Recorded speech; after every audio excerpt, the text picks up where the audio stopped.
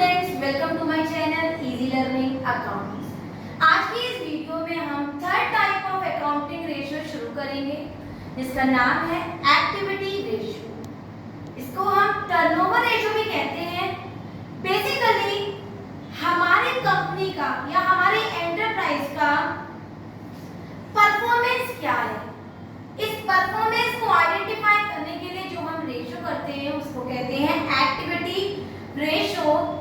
The ratio showing the effectiveness of the enterprise using its available resources. अपने available resources के साथ हमारी enterprise कितना efficiently run कर रही है, this ratio showing is known as activity ratio. हमने दो ratios already पढ़ लिए बेटा, liquidity ratio and the solvency ratio. This is our third type of ratio which has been further divided into 4 points. Number 1 is inventory turnover ratio, second trade receivable turnover ratio, the third one trade payable turnover ratio, and the fourth one is working capital turnover ratio.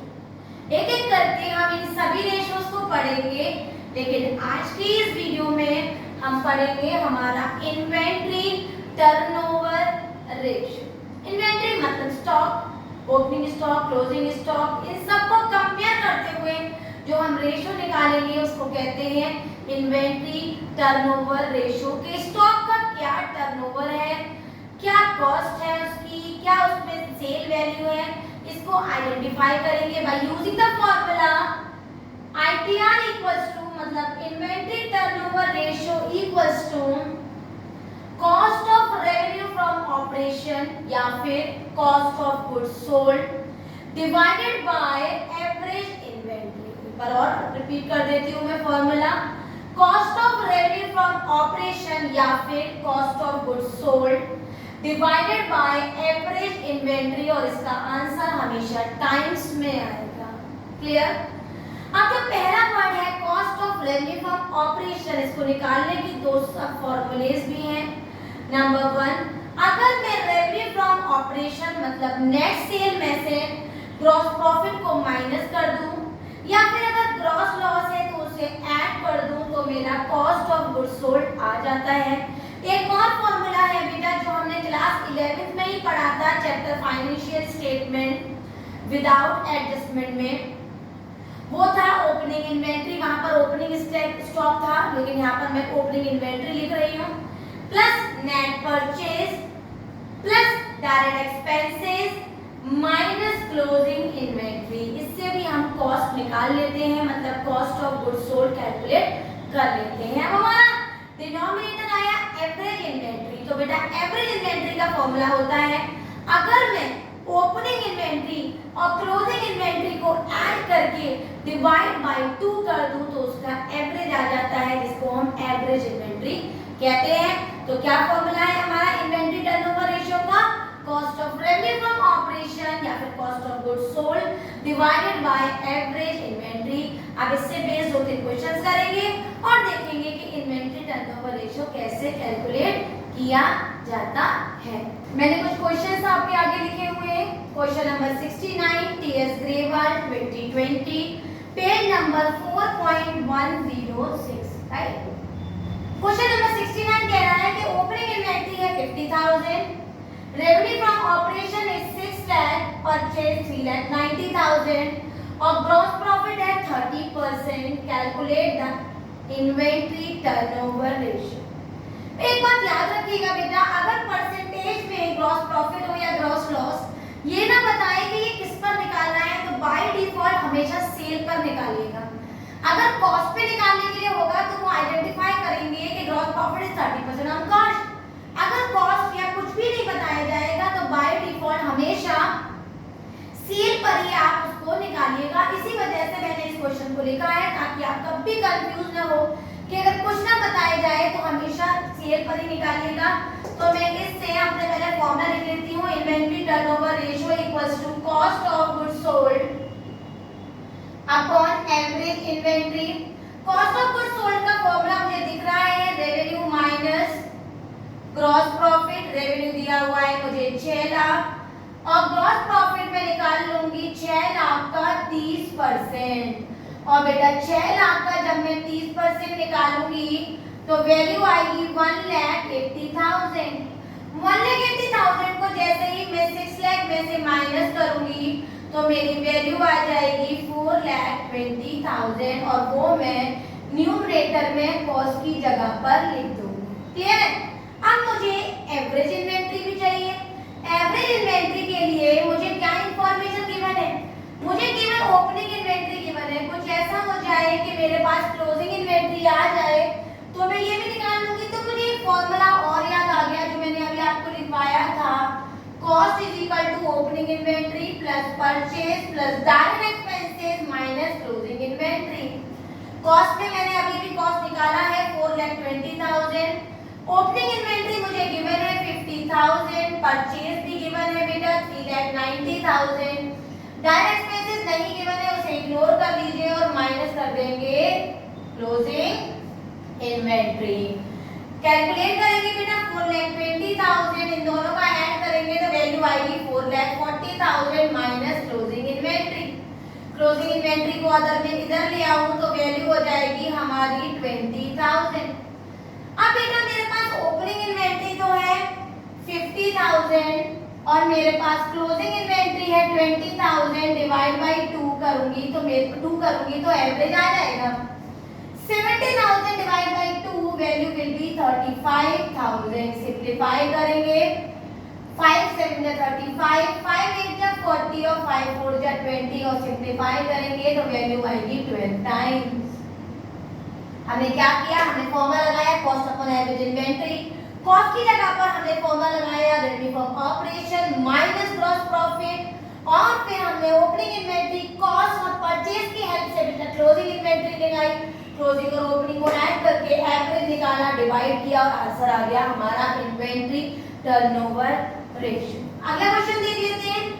अगले question में हमसे कह रहे हैं कि हमारा revenue from operation है 16 lakh, gross loss 5%। Again I am telling if the thing is not given कि ये लॉस या प्रॉफिट हमें कहां लगाना है तो याद रखिएगा हमेशा रेवेन्यू पे मतलब नेट सेल पे लगाएंगे।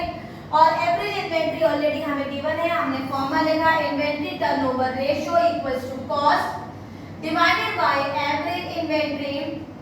एवरेज इन्वेंट्री मुझे ऑलरेडी गिवन है 220 और मैंने अपनी वैल्यू लगाई revenue from operation plus gross loss.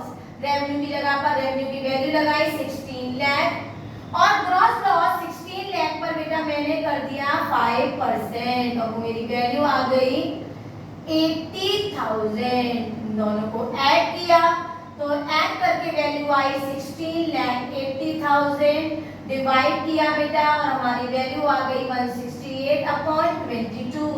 2 1 जा 2 2 1 जा 2 और ये आ गया 2 8 जा 16 और ये आया हमारा 2 और 4 जा और हमने इसको और फर्दर सिंपलीफाई किया बेटा 11 को 84 से 7 जा 77 ये आ गया हमारा 7 पॉइंट लगा के 0 बढ़ाया 6 जा 66 फिर आ गया हमारा 4 फिर हमने पॉइंट लगाया 3 तो हमारी वैल्यू आई 7.63 टाइम्स 7.63 टाइम्स राइट। इसका आंसर हमेशा टाइम्स में आता है।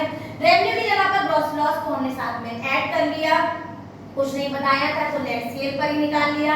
डिवाइडेड बाय एवरेज प्रॉफिट वो हमें ऑलरेडी एवरेज इन्वेंट्री गिवन था, डिवाइड किया और आंसर निकाला। हमारा अगला क्वेश्चन जो कि हमारा क्वेश्चन नंबर है 74 सेम पेज हमसे कह रहा है थोड़ा सा डिफरेंट है, ध्यान कर देख दीजिएगा। इसको कॉस्ट दिया हुआ है 2 लाख ऑलरेडी न्यूमरेटर गिवन है, इन्वेंट्री टर्नओवर रेशियो भी गिवन है बेटा और हमसे कह रहे हैं कि क्लोजिंग इन्वेंट्री निकालो। हमने फॉर्मूला लगाया inventory turnover ratio equals to cost divided by average inventory. ITR की जगह 8 लिख दिया क्योंकि क्वेश्चन में ऑलरेडी गिवन था। कॉस्ट की जगह पर 2 लाख लिख दिया क्योंकि ये भी क्वेश्चन में गिवन था और इससे हमने अपना एवरेज इन्वेंट्री निकाला। 8 average inventory equals to 2 lakh, average inventory equals to 2 lakh divided by 8 और हमारा एवरेज इन्वेंट्री आ गया। इसको हमने सिंपलीफाई किया 2 जा 16 और 5 जा 25,000 आ गया हमारा एवरेज इन्वेंट्री। तो एवरेज इन्वेंट्री का बेटा फॉर्मूला होता है opening inventory plus closing inventory upon 2, right. अब क्वेश्चन हमसे कह रहा है कि inventory at the end is 1.5 times than in beginning. तो जिससे कंपैरिजन हो रहा हो उसको हमेशा x मानेंगे। तो बिगनिंग से कंपैरिजन है तो let the opening inventory be x। अगर ओपनिंग इन्वेंट्री x है तो क्लोजिंग उसकी 1.5 टाइम्स है, मतलब क्लोजिंग इन्वेंट्री हो गया 1.5x। बेटा इक्वेशन को पुट करेंगे, average inventory equals to, average inventory हमने कितनी निकाली थी 25,000 equals to x plus 1.5x upon 2 50,000 equals to 2.25x 1.5 नहीं थी, क्या था हमने क्या मांगा था 1.5 बेटा, सॉरी 1.5x था। दोनों को ऐड करेंगे 2.5x x equals to 50,000 divided by 2.5, इसको ऊपर ले जाएंगे और वैल्यू आ जाएगी 20,000। x आ गया बेटा हमारा 20,000 और x हमने क्या माना था opening inventory, therefore opening inventory equals to 20,000। लेकिन क्वेश्चन में हमसे कैलकुलेट करवा रहे हैं क्लोजिंग इन्वेंट्री, तो closing inventory equals to 1.5 into x that is 20,000 equals to 30,000। तो हमारी क्लोजिंग इन्वेंट्री आ गई 30,000। याद रखिएगा जिस चीज पर कंपैरिजन करवाएंगे ना हमेशा उसको x मानिएगा बेटा, और x मान के दूसरे को भी उस तरह से x में कन्वर्ट करेंगे और आंसर को निकाल लेंगे।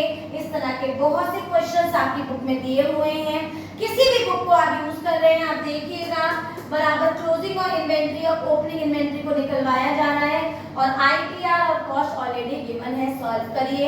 नहीं समझ में आए तो मुझसे कमेंट करके पूछिए, मैं उसको जरूर सॉल्व करूंगी। वीडियो समझ में आई हो, सारे पॉइंट्स क्लियर हो गए हो, अच्छी तरह से ITR आप कैलकुलेट कर पा रहे हो तो मेरी वीडियो को लाइक करें, शेयर करें और मेरे चैनल को सब्सक्राइब जरूर करें।